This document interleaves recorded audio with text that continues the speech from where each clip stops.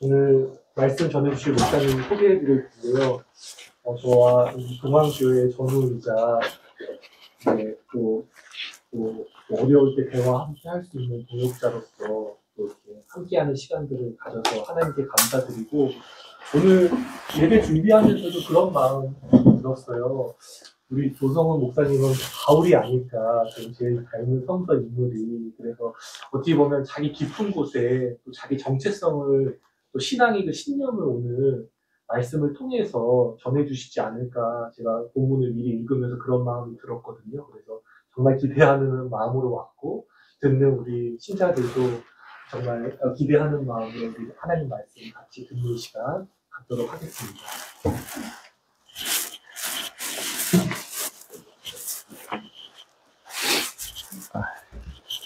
네, 만나서 반갑습니다.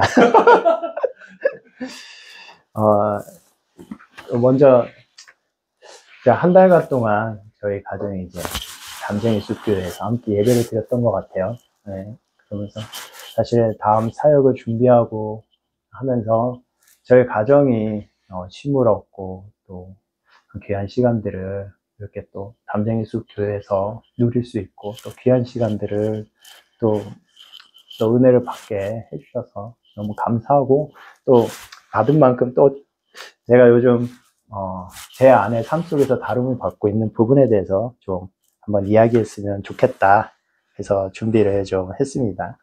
사실 김종원 목사님 아까 동안교회 얘기하셨는데, 사실 제가 김종원 목사님 이렇게 처음 뵌 건 신학교에서 처음 뵀어요. 그쵸?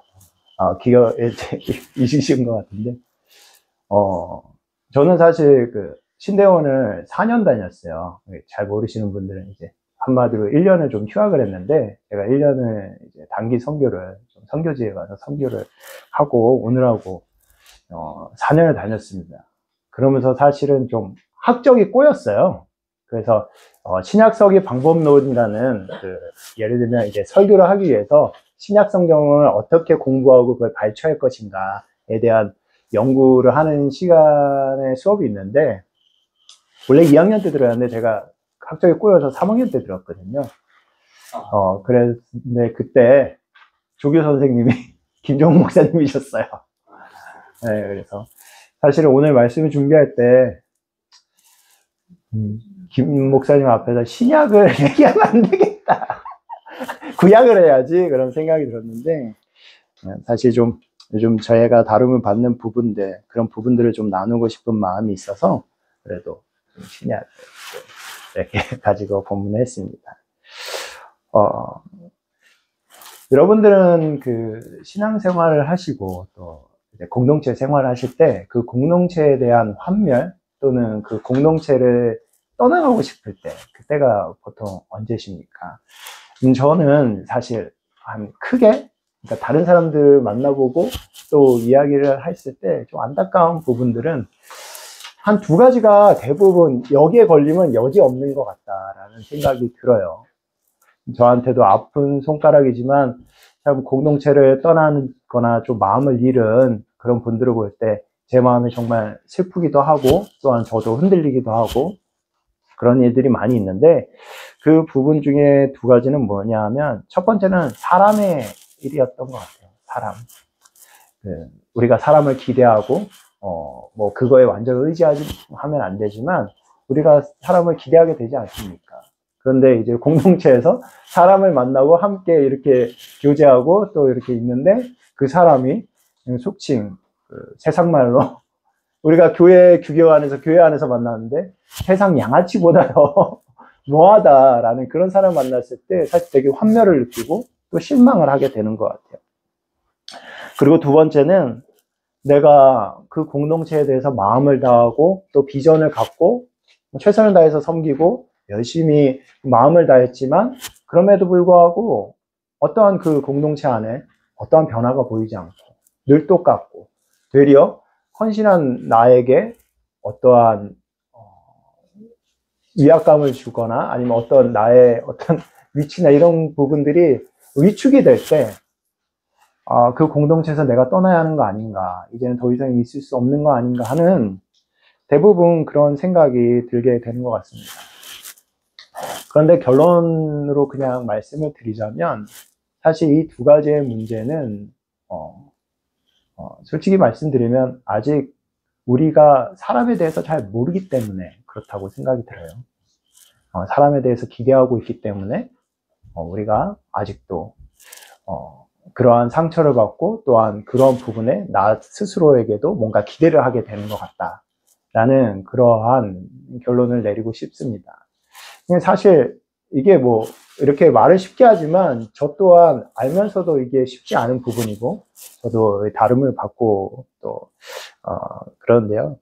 아직도 이 부분들이 이제 뭐 제 안에서 마무리가 되지 않았기 때문에 이제 오늘의 말씀의 나눔이 결론이 어떻게 될지 저번 주에 보니까 그래서 말씀의 결론이 뭡니까? 라는 질문들이 막 오는데 우리 김종호 목사님 목회가 쉽지 않구나. 설교자에게처럼 막 막말들이 막 오고 가는구나. 난 그걸 보면서 네, 설교자의 감성이 막 찢어지는 줄 알았는데 하여튼 잘 결론을 내서 그런 질문이 안 나오도록 하겠습니다. 오늘 본문을 보면요, 사실 사도 베드로가 어떠한 바울에게 책망을 받는 일들이 일어나지 않습니까?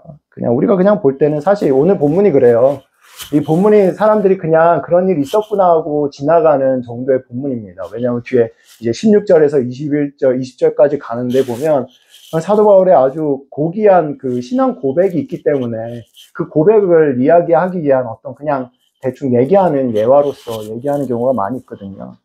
근데 오늘 좀 이 본문에 좀 집중을 하려고 그러고 있고, 저는, 그래서 좀 인간의 어두움, 좀 좋지 않다라기보다 그냥 좀 어두운 단면에 대해서 한번 이야기를 하려고 합니다. 오늘 사건이 일어난 것들을 보면, 그래요. 베드로가 사실 안디옥에 있었다. 안디옥에서 이제 사도 바울이랑 만나는 그전이 있는데, 사실 별다른 이야기가 아닙니다. 베드로가 목회를 하고 또 그의 주요 거점이 안디옥이었어요. 그렇기 때문에 그 안디옥에서 그가 뭐 누군가를 만나고 식사에 교제를 하고 이런 것들은 뭐 그의 일상이죠. 그가 목회를 하고. 실제적으로 그 안디옥 교회라는 곳은 유대인들도 한 절반 정도 있었지만 이방인들도 상당수가 있었던 교회입니다. 굉장히 유명한 사업 도시이기도 했고 또 군사적인 거점이기도 했기 때문에 많은 이방인들과 무역과 그 모든 일들이 일어나는 도시였어요. 그러다 보니까 그 사도 베드로가 뭐 솔직히 본인의 성도가 이방인이지 않습니까? 그 이방인과 식사를 하면서 친구라도 누가 데려오면 이방인과 식사하고 교제하는 거는 뭐 당연한 늘상 있는 일이었어요. 그래서 아무렇지 않게 베드로가 하는 그런 일들이었죠. 그런데 오늘 무슨 일이 벌어졌냐라고 이야기를 하면 그때 야고보에게로부터 온 자들이 왔다라고 이야기를 하고 있습니다. 이 사실 문장에서 이미 사도 바울에 대한 마음이 느껴져요. 이 말이 무슨 말이냐 하면 야고보로부터 온 자들이다 하는 것은 예루살렘 교회에서 왔다라는 이야기예요. 한마디로 뭐 기독교의 본단에서 사람이 왔다라는 거나 마찬가지고 그 당시 예루살렘 교회 지도자가 야고보였어요. 우리가 생각할 때는 예수님의 수제자였던 베드로가 예루살렘에 있으면서 또 이렇게 뭔가 거점이 되고 되게 영향력이 있었을 것 같다라고 생각을 하지만 실제적으로 초기 기독교의 어떤 이끄는 지도자는 권력이라든가 그런 것들은 야고보에게 있었습니다. 그렇던 베드로가 이제 사실 그 예루살렘 교회의 특징이라든가 야고보의 특징이 뭐냐면 유대주의자였거든요. 유대주의자라는 말이 뭐냐면 율법주의자들이었습니다. 율법에 의해서. 그러니까 뭐 율법에 어떻게 말을 하고 있습니까? 이방인들과 식사를 하는 거 이거 완전 무슨 죄의 악이거든요. 그러니까 베드로가 눈치가 보여서 그렇게 식사하다 말고 자리를 떠났다 이런 이야기인데 사실 우리가 볼 때는 뭐 그래서 그런가 보다라고 생각을 할 수 있지만 중요한 건 이 일은 굉장히 말도 안 되는 일이 벌어진 거예요. 왜냐하면 그 당시에 이제 신약 역사서에 보면 사도행전을 보면 이 당시가 어떠한 상황이었냐 하면 사도행전 10장에 보면 이제 고넬료 가정의 사건이 있습니다. 그게 뭐냐면 이제 본격적인 선교의 방식이라든가 하나님의 어떤 이끄심이 본격적으로 변화하는 시기의 사건이에요. 무엇이냐면 그 전까지는 기독교인들이 어떻게 살았냐면 유대교에 있는 그 율법을 다 지키고 또 예수님이 말씀하신 그 가르침까지 지키며 그것을 지키며 살아가고자 노력을 했습니다. 그러다 보니까 이방인들과 그 율법과 맞지 않는 부분들이 많이 있었어요. 그래서 사실 이방의 복음을 전하는 것에 여러 가지 걸림돌이 있었거든요. 그랬는데 하나님께서 그 베드로에게 고넬료 집에 가라고 얘기하신 거죠. 그래서 그 고넬료 집에 가게 되었는데 사실 그 베드로는 가고 싶지가 않았어요. 왜? 거기 가면 내가 이방인 고넬료와 식사도 하고 교제도 하고 또 만나야 하고 또 그 사람에게 내가 뭐 성령 세례를 준다 이런 것들도 사실 이게 맞나 싶었거든요. 그런데 그 가는 과정 속에서 하나님께서 베드로에게 이야기를 합니다. 왜 내가 거룩하다라고 이야기하는 거야? 너 이방인 집에 가는 거 두려워하지 마라. 그러면서 이제 환상을 보여줘요. 그러면서 내가 이제 돼지 이제 율법에 어긋나는 음식을 먹으라 하니까 베드로가 나는 죽어도 못 먹겠습니다. 라고 이야기하죠. 그때 하나님이 이제 내가 거룩하다라고 얘기하는 거예요. 왜 너희들이 속되다 이야기하느냐. 그래서 그때부터 그 고넬료 집에 방문했는데 사도 베드로가 고넬료 집에 성령을 이렇게 세례도 하지 않습니다. 근데 거기에 성령 하나님이 강권적으로 임하세요. 그 말은 무슨 말이냐 하면 보여주시는 거야. 이제부터 내가 하는 방식에 대한 것들이 율법을 떠나서 이방인들에게 선교에 초점을 맞추고 내가 어떻게 역사하겠다라는 걸 이 초대 성도들한테 알려주는 거예요. 그 다음부터 우리의 믿음과 신앙의 방식들이 변화가 된 거였습니다. 그 사건들이 이제 본격적으로 공론화가 되고 이제 모든 사도들이 모여서 그 회의를 해서 결정난 게 사도행전 15장의 초대 예루살렘 공의회였어요.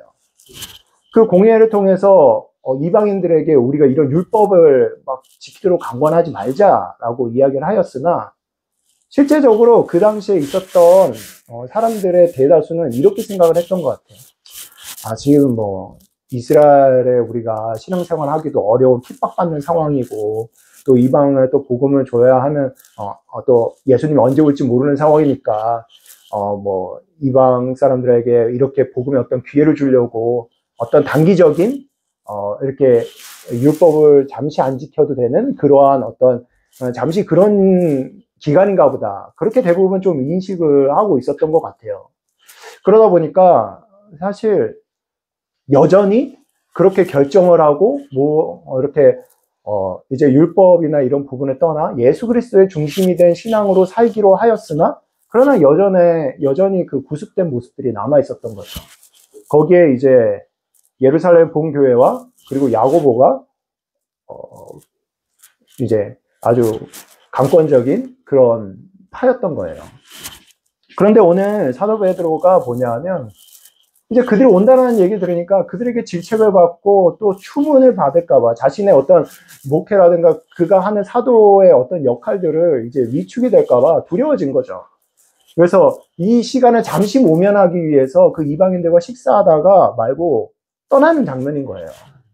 그러니까 뻔히 이러면 안 되는 건 알지만 그럼에도 불구하고 자신의 어떤 앞으로의 장기적인 사역을 위해서 사도 베드로가 판단하고 이렇게 떠나가 버린 겁니다.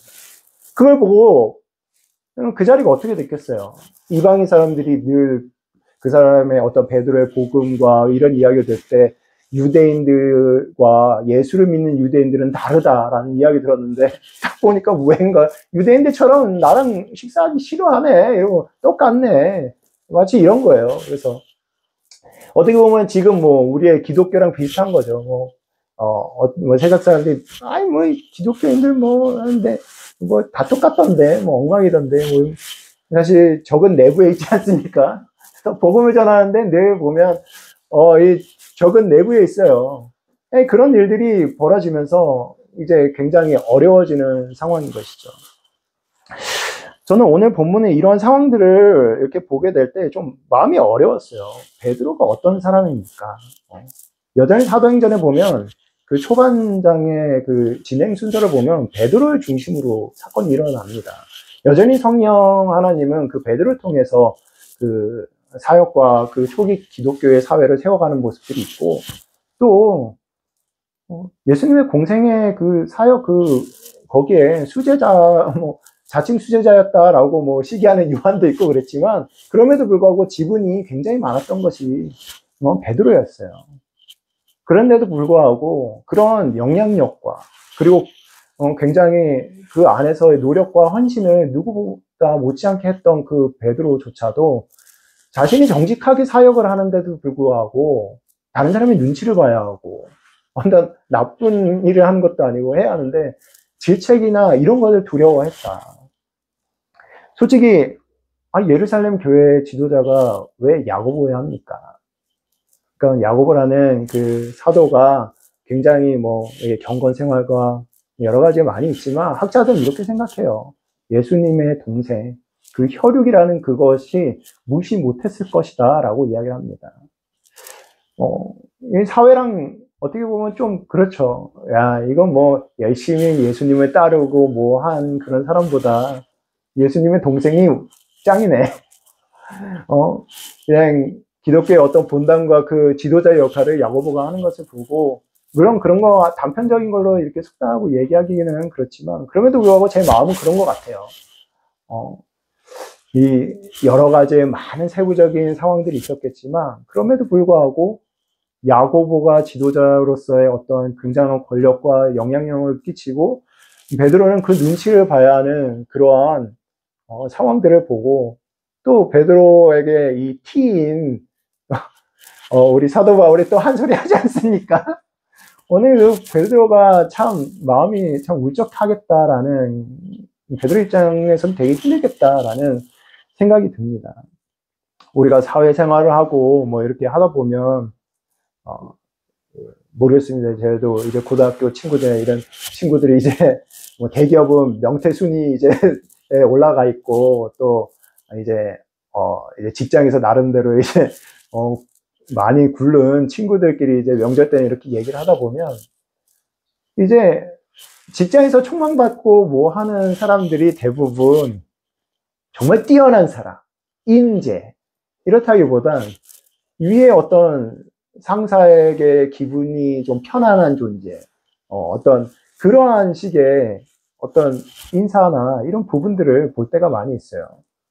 그러니까 우리의 사회라든가 우리가 살아가는 그런 모습이 사실 어떻게 보면 교회라는 그런 데에도 똑같은 그런 모습들이 우리의 공동체 안에서도 정말 헌신하고 노력하고 하나님 앞에 자신의 삶을 드리는 그런 귀한 사람들이 에게 더 우리가 더 관심을 가져주고 이러기보다는 어떤 그가 가지고 있는 내력이라든가 그런 부분들이 사람 눈에는 그게 좋아 보이기 때문에 그러한 것들이 이렇게 선택이 되는 것들을 보게 됩니다.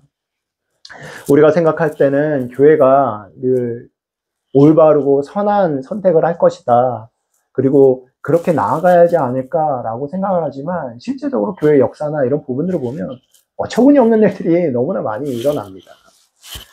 우리가 정말 귀하게 여기는 하나님의 말씀이다라고 하는 이 정경조차도 사실 이 정경이 이게 선택되는 그 과정이나 이런 것들이 굉장히 많이 오고 가고 바뀌고, 또 우리가 역사로 알고 있지 않습니까? 십자가의 전쟁이라든가 또 독일 나치의 상황이나 이런 부분에 선동하며 주도적인 역할을 했던 게 또 기독교였다라는 어떠한 그런 식의 교회가 사실은 멍청하다라고 해야 하나요? 실수해야라고 얘기하네요. 잘못된 선택들을 할 때가 많은 것들이 봐요. 그게 왜 그러냐 하면 결국에는 이 교회도 그것을 이끌어가는 것이 사람이기 때문이에요.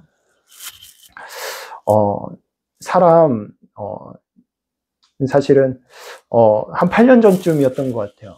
제가 이렇게 8년 전쯤에 이렇게 우리 부서 지체들과 이제 함께 이렇게 좀 저녁 식사를 하려고 모았는데, 그날 이제 사실은 한턱 쏘겠다라고 하는 자매가 있어가지고 이렇게 모였었어요. 근데 그 한턱 쏘기로 한 자매가 되게 늦게 왔어요. 1시간이 지나고 뭐 이렇게 왔는데, 들어오더니만 되게 씩씩거리면서 들어오는 거예요. 망했어요. 목사님 망했어요. 이러면서 들어오는 거예요. 그래서 그 자매가 사실은 삼성전자 그 자율주행 부서에 이제, 이렇게, 팀장으로, 부장으로 있었거든요. 그러고서 맨날 이 테스트를 했는데 그 테스트가 맨날 오류 나고 뭐 이러니까 맨날 남아가지고 그거 일하고 그리고 오류 잡고 맨날 하는 일들만 하고 있었어요. 완전 망했다라는 거에서 저는 테스트 결과가 그렇게 안 좋았니? 뭐 이랬더니 완전 망했다고 어땠어? 그랬더니 프로그램을 만들어서 돌렸는데요. 목사님 그냥 이게 통과가 됐어요. 이렇게 이야기를 하는 거예요. 아니 오류가 나고 잘못된 게 맨날 고치려고 고생을 했는데 그럼 되게 잘 된 거 아니야? 그래서 어떻게 그렇게 한 번에 통과됐어? 야, 네 이제 고생 다 끝났네. 그랬더니 아니죠. 완전 망한 거예요. 그래서 왜 그랬더니 이게 오류가 없을 리가 없는데 지금 오류가 드러나지 않고 통과를 해버렸기 때문에 이거를 수정을 어떻게 해야 할지도 모른다는 거지. 그래서 야 아니지. 뭐 하다 이것도 뭐 어쩌다 이렇게 또 오류 없이 잘 될 수 있는 게 아니야. 그때 그 자매가 저한테 했던 게 목사님 저희들은 사람이잖아요. 저희는 A가 A다 그러면 우리는 은연중에 이 A를 자꾸 B라고 얘기하는 오류투성이인 사람이에요. 그런 우리들이 만든 프로그램이 오류가 없을 수 없다. 우리가 오류인데 어떻게 오류투성이가 안 발생할 수 있냐. 그러면서 큰일 났다. 그렇게 맨날 패치하고 고치고 프로그램을 다 해서 내놔도 맨날 이렇게 난리가 나는 그런 판국에 이거를 내놨다가 어떤 사고가 터질지 모르기 때문에 지금 결국에는 잠정적 회의를 자신의 파트를 바꿔서 프로그램을 새로 짜기로 했다. 그리고 그 새로 짠 프로그램과 비교를 하고 또 오류를 잡아내고 이런 식으로 하기로 했다. 한마디로 지금 6개월 한 작업을 3주 동안 다시 하나를 프로그램을 만들어야 하는 상황이 왔다고 이렇게 얘기를 하더라고요. 여러분, 교회도 결국에는 우리가 살아가는 그 모든 것들이 결국엔 그래요. 사람이 하기 때문에 오류가 있습니다. 그럼에도 불구하고 되게 감사한 거는 이렇게 기독교의 역사와 또 교회의 어떤 전반적인 부분들을 기도하면서 보았을 때 그럼에도 불구하고 우리의 실패와 우리의 실패와 성공과 상관없이 하나님의 일들은 하나님께서 점진적으로 그 일들을 행하시는 것들을 보게 됩니다. 한마디로 나의 실패가 하나님의 실패가 되는 게 아니고 나의 성공이 하나님의 성공이 되지 않는 어떠한 나는 그저 그분의 그 섭리와 그분의 인도하심에 함께하는 동반자라는 것을 저는 보게 돼요. 우리가 살다 보면은 내가 이만큼 사역을 하고 내가 이만큼 섬기게 되면 그 결과물에 대해서 기대를 하지 않습니까? 그리고 어떤 사람에게 우리가 큰 상처를 받고 어려워하는 이유는 제 자신을 뒤돌아봤을 땐 그랬던 것 같아요. 내가 저 사람에 대한 기대감을 갖고 저 사람에 대해서 어떤 큰 어떠한 기대감을 가졌기 때문에 나에게 돌아오는 그 결과물이 그 기대감에 충족되지 않을 때 네가 나한테 어떻게 그럴 수가 있어? 내가 이렇게 행동한 것에 어떻게 이렇게 대할 수 있냐라고 그렇게 생각을 할 때 우리가 상처를 받고 그러는 것 같습니다.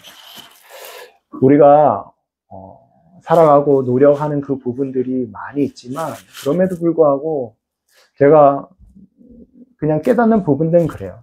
우리가 열심히 수고한 그 부분에 대한 결실은 부분들이 우리가 수확하고 그럴 수도 있지만 그렇지 못하는 경우도 많이 있다. 결국에는 그것을 우리가 얻고 무엇을 하는가에 대한 부분은 하나님의 영역이다라고 생각이 듭니다. 우리가 그 부분에 대해서 우리가 준비하고 나아가야지만 우리가 하나님의 영역을 침범해서는 안 된다고 생각을 해요. 우리의 한계는 명확하고 그 결과물에 대해서 성패는 하나님께서 우리에서 주시는 것이다. 분명한 것은 하나님께서는 이 세상을 하나님의 방식으로 선한 방식으로 그곳으로 이끌어 가시고 또 인도하고 계십니다. 우리의 삶 속에서 하나님께서 또 이끄실 그 부분들을 기대하면서 우리가 당장 이거 없으면 죽을 것 같지만 그러한 것들이 없어도 결국에는 하나님께서 우리에게 필요한 것들을 주시고 또 우리에게 먹이시고 입히시고 인도하여 주실 줄 믿습니다. 그래서 여러분들에게 당부하고 싶은 것은 너무 내 능력 이상의 것들을 해서 결과물을 얻으려고 목을 매지 않았으면 좋겠습니다. 또한 굉장한 상실감을 갖고 있으신 분들 같은 경우에는 언제 그랬냐는 듯이 이것이 없어도 내가 허허 웃으면서 있는 내 자신을 발견하게 될 것입니다. 그것은 바로 하나님이 나에게 또 새로운 귀한 것으로, 나에게 풍요로운 것으로, 선한 것으로 주시는 하나님이시기 때문입니다. 그래서 나를 잊지 않고 내 중심을 잃지 않고 살아가는 여러분들과 제가 되기를 축원합니다. 기도하시겠습니다. 하나님 아버지, 늘 우리의 마음이 원이고 또한 기대하는 것과 소망하는 것들이 넘쳐서 때로는 욕심이 되고 때로는 그것을 위해서 하나님 아버지 내 자신을 잃어버리고 하나님 아버지 실망하고 괴로워하며 또 내 마음이 어려워짐을 고백합니다. 하나님 아버지, 이 세상의 주인이시고 이 세상의 유일한 소망 되신 주님, 우리가 주님을 바라보며 나아갈 수 있도록 도와주시옵소서. 우리가 인간에게 의지하고 인간에게 기대고 살아가는 것이 우리의 연약한 부분이지만 그럼에도 불구하고 하나님 아버지는 나 자신조차 누군가에게는 상처가 되고 누군가에게는 슬픔이 되는 그런 부족한 자임을 깨닫게 하여 주시옵소서. 그래서 우리가 살아갈 때 하나님 아버지 주님을 더욱 의지하게 하여 주시고 세상의 소망 되신 예수 그리스도를 바라보며 붙들며 살아가는 우리가 되게 하여 주시옵소서. 그 모든 것들 주님께서 함께 하실 줄 믿사오며 예수님의 이름으로 기도드립니다. 아멘.